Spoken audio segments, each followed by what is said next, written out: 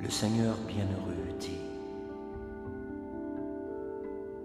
le renoncement aux actes et l'acte dévotieux mènent chacun à la libération, mais plus haut est l'acte dévotieux. Sache-le, ô Arjuna au bras puissant, celui qui n'abhorre ni ne convoite les fruits de ses actes connaît un renoncement immuable. Affranchi de la dualité, il dénoue facilement les liens qui le retiennent à la matière. Seul un ignorant prétendra que l'action dévotieuse conclut autrement que l'étude des éléments matériels. Les vrais érudits l'affirment. Si l'on suit parfaitement l'une ou l'autre voie, on atteint leur fin commune. Celui qui sait que le but atteint par le renoncement peut aussi l'être par l'action dévotieuse, qui réalise ainsi l'unité de ces deux voies, celui-là voit les choses dans leur juste relief.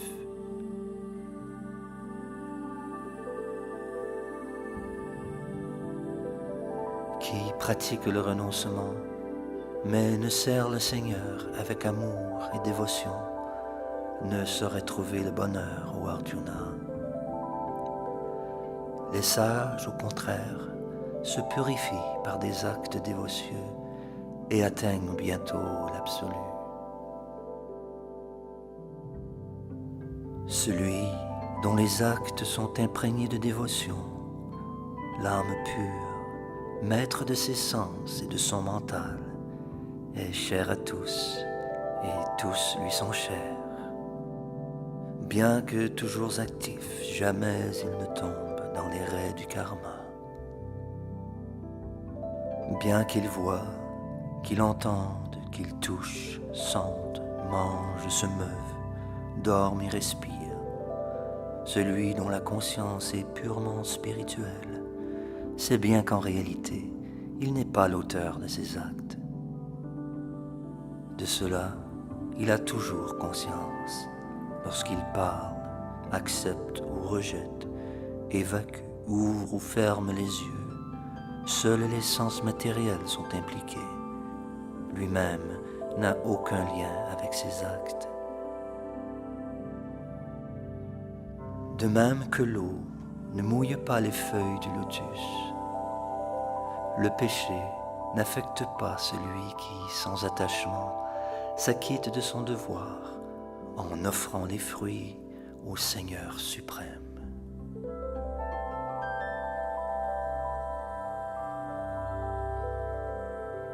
Brisant ses attachements, le yogi n'agit avec son corps, son mental, son intelligence et ses sens même qu'à une seule fin, se purifier.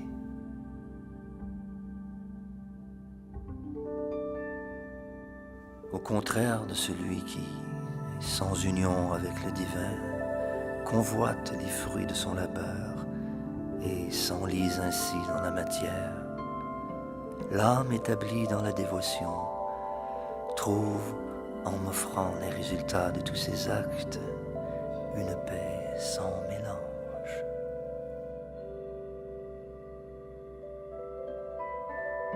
Quand l'âme incarnée domine sa nature inférieure, renonce par la pensée à toute action, elle vit en paix dans la cité aux 9 portes et n'accomplit ni ne cause aucun acte matériel.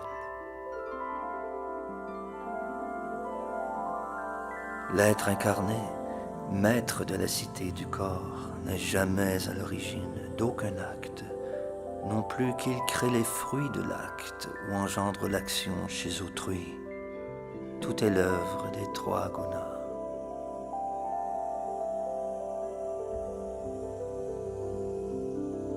Jamais l'être suprême ne peut être tenu pour responsable des actes, vertueux ou coupables, de quiconque.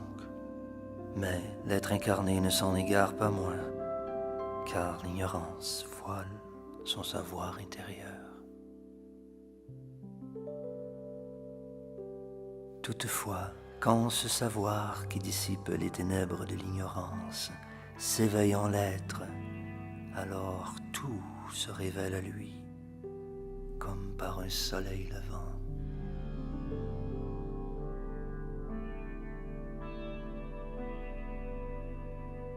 Celui dont l'intelligence est le mental, dont le refuge et la foi reposent en l'absolu, celui-là voit la connaissance pure le débarrasser de tous ses doutes. Il avance alors d'un pas ferme sur le sentier de la libération.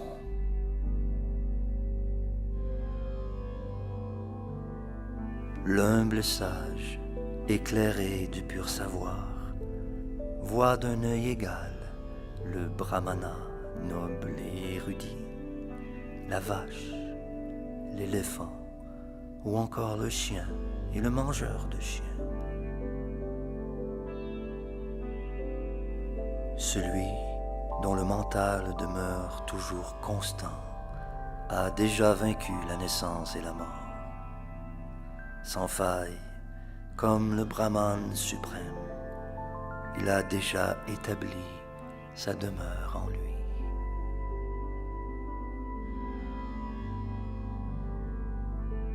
Qui ne se réjouit des joies, ni ne s'afflige des peines? Celui dont l'intelligence est fixée sur l'âme, qui ne connaît pas l'égarement et possède la science de Dieu, celui-là a déjà transcendé la matière.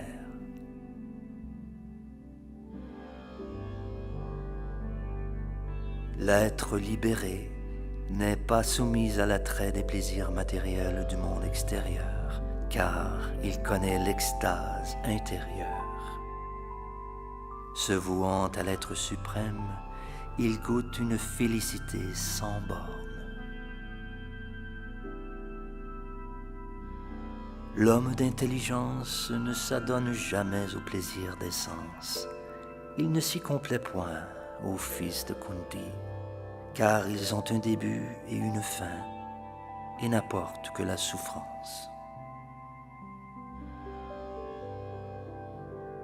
Qui, avant de quitter son corps, apprend à résister aux impulsions des sens, à réfréner les impulsions nées de la concupiscence et de la colère, celui-là est un vrai yogi, heureux, même en ce monde.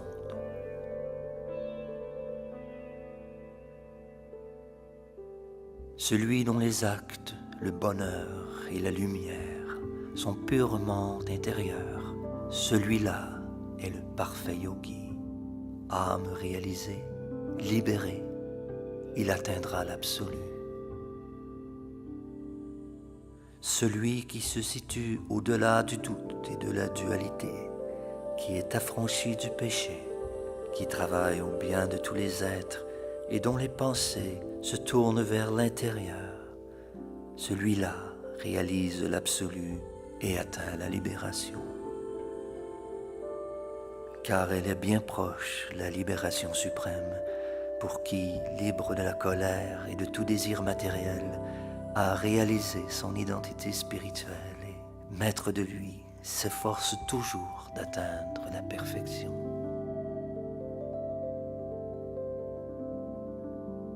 Fermé aux objets des sens, fixant son regard entre les sourcils et immobilisant dans ses narines les airs ascendants et descendants, maîtrisant ainsi les sens, le mental et l'intelligence, le spiritualiste s'affranchit du désir, de la colère et de la peur.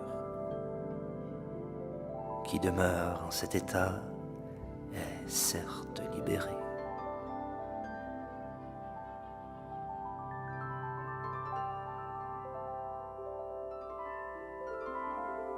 Parce qu'il me sait le bénéficiaire ultime de tous les sacrifices, de toutes les austérités, souverain de tous les astres et de tous les dévas, ami et bienfaiteur de tous les êtres, le sage trouve la cessation des souffrances matérielles.